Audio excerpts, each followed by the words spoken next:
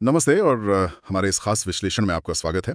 आज हम सीधे उतर रहे हैं क्रिकेट के मैदान की सबसे बड़ी जो राइवलरी है, भारत बनाम पाकिस्तान। जी और वो भी एशिया कप जैसे बड़े मंच पर। बिल्कुल। हमारे पास पाकिस्तान के कोच माइक हेसन की हालिया प्रेस कॉन्फ्रेंस के कुछ अंश हैं। आज इन्हीं पर गहराई से बात करेंगे। हाँ, और कोशिश यही रहेगी कि इन बयानों के पीछे की सोच को समझें। मतलब इस महामुकाबले से ठीक पहले पाकिस्तानी खेमे में क्या माहौल है, क्या रणनीति बन रही है, टीम का मूड कैसा है। हाँ, और ये भी देखना जरूरी है कि कॉन्टेक्स्ट क्या है।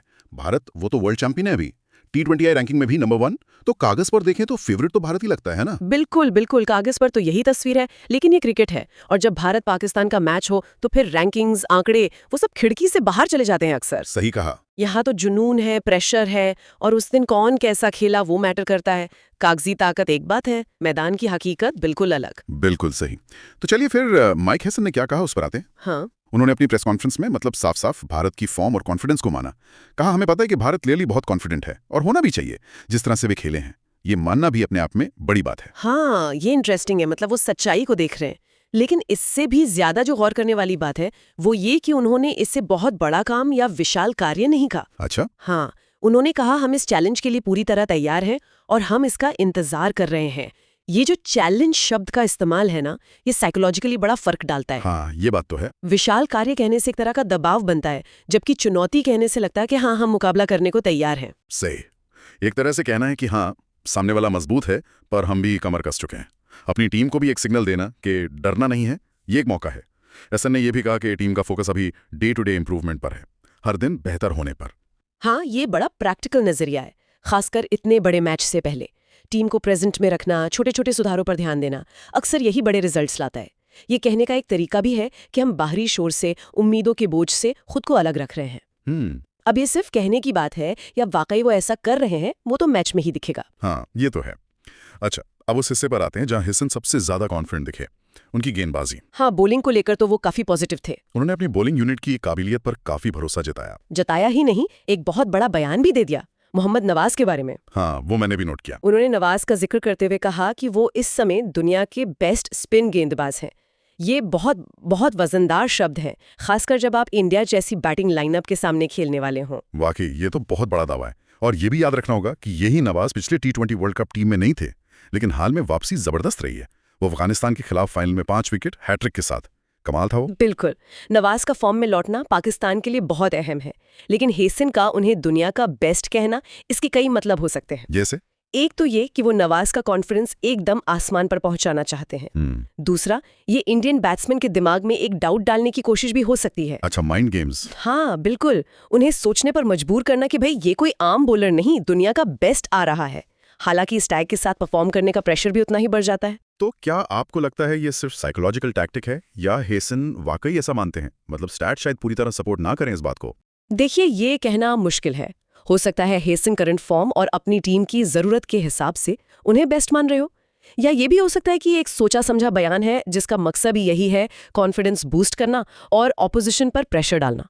क्रिकेट में ऐसा तो चलता ही है। सही बात है। असली टेस्ट तो मैच में ही होगा। और उनका कॉन्फिडेंस सिर्फ नवाज तक नहीं था, उन्होंने पाकिस्तान के पूरे स्पिन अटैक की गहराई की बात की। गिनाया कि 5 स्पिन ऑप्शन है उनके पास, नवाज, अबरार अहमद, सूफियान मुकीम, सईम अयूब और सलमान अली आगा। हाँ, ये डाइवर्सिटी उनकी बड़ी स्ट्रेंथ हो सकती है। Nawaz left arm spinner, Abrar mystery spinner, Mukeem ए और ऑप्शन, फिर सईम अयूब जो अब बैटिंग के साथ अपनी ऑफ स्पिन से भी नाम बना रहे हैं, टॉप 10 ऑलराउंडर्स में आ गए हैं दुनिया के। हाँ, उनकी बॉलिंग काफी इंप्रूव हुई है। और सलमान अली आगा हैं तो टेस्ट स्पिनर, पर T20 में भी काम आ सकते हैं।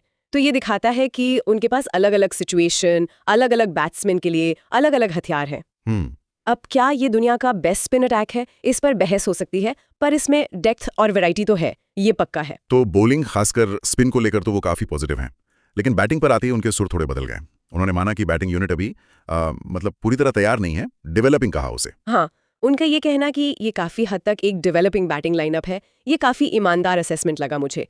उन्होंने ये भी माना कि टीम में प्लेयर्स ऐसे हैं जो अपने दिन मैच जिता सकते हैं अकेले दम पर। हाँ, ये कहा उन्होंने। लेकिन वो दिन रेगुलरली नहीं आ रहा, कंसिस्टेंसी की कमी साफ दिखती है। बिल्कुल। उन्होंने कहा ऐसे कई खिलाड़ी हैं जो अपने दिन पर आपको मैच जिता सकते हैं, लेकिन उनके उतने अच्छे दिन नहीं होते जितने आप इस समय चाहेंगे। ये शायद पाकिस्तान की बैटिंग की जो अभी सिचुएशन है उसका सबसे सही डिस्क्रिप्शन है। बाबर और रिजवान पर बहुत ज्यादा डिपेंडेंस, मिडिल ऑर्डर का उतना ना चलना, ये प्रॉब्लम्स दिखी हैं। सही कहा, और इसी कमी को शायद पहचानते हुए हेसन ने अपनी स्ट्रैटेजी बताई।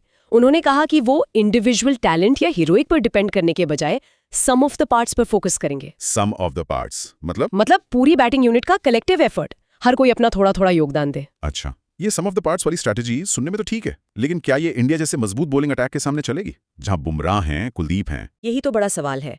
ये स्ट्रैटेजी एक तरह से ये मानती है कि शायद हमारे पास लगातार 2-3 ऐसे बैट्समैन नहीं हैं जो हर मैच में टिक कर बड़ा स्कोर करें।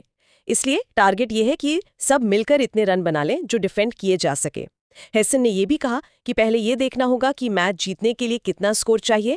कभी 150 काफी होता है, कभी 190 भी कम पड़ जाता है, और फिर उस टारगेट तक पहुंचने के लिए मिलकर कोशिश करनी होगी। इसका मतलब ये हुआ कि वो शायद बहुत बड़े स्कोर के पीछे भागने के बजाय एक कॉम्पिटिटिव टोटल बनाकर अपनी बॉलिंग से उसे डिफेंड करने पे ज्यादा भरोसा कर रहे हैं। ऐसा ही लगता है। ये दिखाता है कि वो अपनी टीम की स्ट्रेंथ और वीकनेस दोनों को समझ रहे हैं। स्ट्रेंथ है बॉलिंग, खासकर स्पिन, और वीकनेस है बैटिंग में कंसिस्टेंसी की कमी।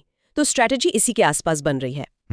देखना यह है कि क्या उनके बैट्समैन मिलकर इतने रन बना पाते हैं कि बॉलर्स को कुछ डिफेंड करने को मिले। अब आते हैं वेन्यू और पिच पर।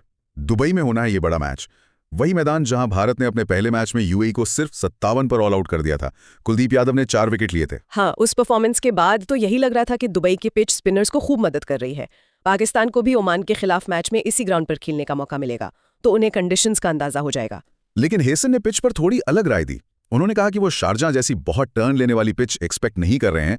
कुलदीप के प्रदर्शन का जिक्र तो किया, पर कहा कि उनके हिसाब से पिच बहुत ज्यादा स्पिन नहीं हुई थी। ये थोड़ा सरप्राइजिंग है जब एक स्पिनर ने 4 विकेट लिए हों, लेकिन हेसन ने इसके आगे एक और इंटरेस्टिंग बात कही। उन्होंने कहा कि रिस्ट स्पिनर्स के लिए, मतलब कलाई के स्पिनरों के लिए, सरफेस उतना मैटर नहीं करता। अच्छा? हाँ, उनके शब्द थे, जब आपके पास इस तरह के रिस्ट स्पिनर हों तो सतह उतनी मायने नहीं रखती। इसका क्या मतलब निकाला जाए?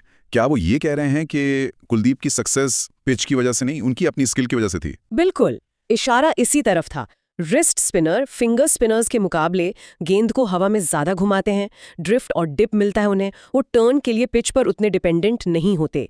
कुलदीप हो या राशिद खान या पाकिस्तान के अपने अबरार अहमद। हाँ, ये तो है। तो हेसन शायद ये कह रहे हैं कि कुलदीप इतने स्किल्ड हैं कि वो किसी भी सतह पर इफेक्टिव हो सकते हैं, और उनकी सफलता को सिर्फ पिच की मदद से जोड़ना ठीक नहीं। क्या ये अपनी टीम को भी एक मैसेज देने की कोशिश हो सकती है कि पिच की चिंता छोड़ो, अपनी स्किल पे भरोसा रखो? बहुत मुमकिन है। ये अपनी टीम को समझाने का तरीका हो सकता है कि देखो, पिच न्यूट्रल है, मुकाबला बराबरी का है, और साथ ही ये भी हो सकता है कि वो इंडियन टीम को सोचने पर मजबूर करना चाहते हो कि पिच उतनी स्पिन फ्रेंडली नहीं है जितना वो समझ रहे हैं। फिर से माइंड गेम्स। हो सकता है ये भी उसका हिस्सा हो, लेकिन असलियत तो यही है कि दुबई की पिच पर स्पिनर्स को मदद मिलती है, खासकर सेकंड इनिंग्स में। तो अगर हम पूरी बात को समेटें, पाकिस्तान के कोच माइक हेसन इंडिया की फॉर्म और ताकत को मान रहे हैं, रियलिस्टिक हैं, लेकिन साथ ही अपनी टीम की तैयारी, खासकर बॉलिंग अटैक पर पूरा भरोसा दिखा रहे हैं। स्पिन उनका मेन वेपन लग रहा है। एकदम सही। उनकी स्ट्रैटेजी क्लियरली उनके मजबूत और अलग अलग तरह के स्पिन अटैक के इर्द गिर्द घूम रही है, जिसे वो खुद दुनिया के बेस्ट में से एक मान रहे हैं। 5 स्पिनर्स का ऑप्शन उन्हें फ्लेक्सिबिलिटी देता है, ये उनकी सबसे बड़ी उम्मीद है। और दूसरी तरफ बैटिंग, वो एक एरिया है जहां वो मानते हैं कि अभी काम करना बाकी है। डेवलपिंग यूनिट और सम ऑफ द पार्ट्स वाली बात बताती है कि वो कंसिस्टेंसी की कमी को लेकर अवेयर हैं और कलेक्टिव परफॉर्मेंस पर जोर दे रहे हैं। और दुबई के पिच को लेकर भी उनकी एक सोची समझी राय है। वो उसे बहुत ज्यादा स्पिन फ्रेंडली मानने से बच रहे हैं, शायद अपनी टीम से प्रेशर हटाने के लिए, या फिर उन्हें अपने रिस्ट स्पिनर्स की काबिलियत पर ज्यादा यकीन है। तो ये सब जानने के बाद कुछ सवाल दिमाग में आते हैं। पहला, क्या पाकिस्तान का ये स्पिन अटैक, जिसे वो अपनी सबसे बड़ी ताकत समझ रहे हैं, वाकई भारत की इतनी मजबूत और अनुभवी बैटिंग लाइनअप को परेशान कर पाएगा, खासकर तब जब उनकी खुद की बैटिंग उतनी भरोसेमंद नहीं लग रही? ये वाकई सबसे बड़ा सवाल है इस मैच का। क्या वो स्पिन के जाल में फंसाकर इंडिया को कम स्कोर पर रोक पाएंगे ताकि उनकी डेवलपिंग बैटिंग उसे चेस कर सके, या इंडियन बैट्समैन इस स्पिन चैलेंज का रास्ता निकाल लेंगे? यही मैच का नतीजा तय करेगा। और दूसरा सवाल मोहम्मद नवाज से जुड़ा है। कोच ने उन्हें दुनिया का बेस्ट स्पिनर कह दिया, इसका उन पर क्या असर होगा? क्या ये टैग उन्हें और बेहतर करने की प्रेरणा देगा, या फिर उम्मीदों का बोझ उन्हें दबा देगा? ये क्लासिक सिचुएशन है, दो धारी तलवार वाली। इस तरह की तारीफ किसी भी प्लेयर का हौसला बढ़ा सकती है, लेकिन इंडिया पाकिस्तान जैसे हाई प्रेशर मैच में ये एक्स्ट्रा प्रेशर भी बन सकती है। नवाज इसे कैसे हैंडल करते हैं, ये देखना भी बहुत इंटरेस्टिंग होगा। तो इन्हीं कुछ सवालों के साथ हम आज की इस बातचीत को यहीं रोकते हैं। ये कुछ पॉइंट्स थे माइक हेसन की प्रेस कॉन्फ्रेंस से, जो हमें पाकिस्तान की सोच और स्ट्रैटेजी की एक झलक देते हैं। उम्मीद है इस चर्चा से इस बड़े मुकाबले के अलग अलग पहलुओं को समझने में थोड़ी और मदद मिली होगी। अगली बार फिर मिलेंगे एक नए टॉपिक और उसके गहरे विश्लेषण के साथ।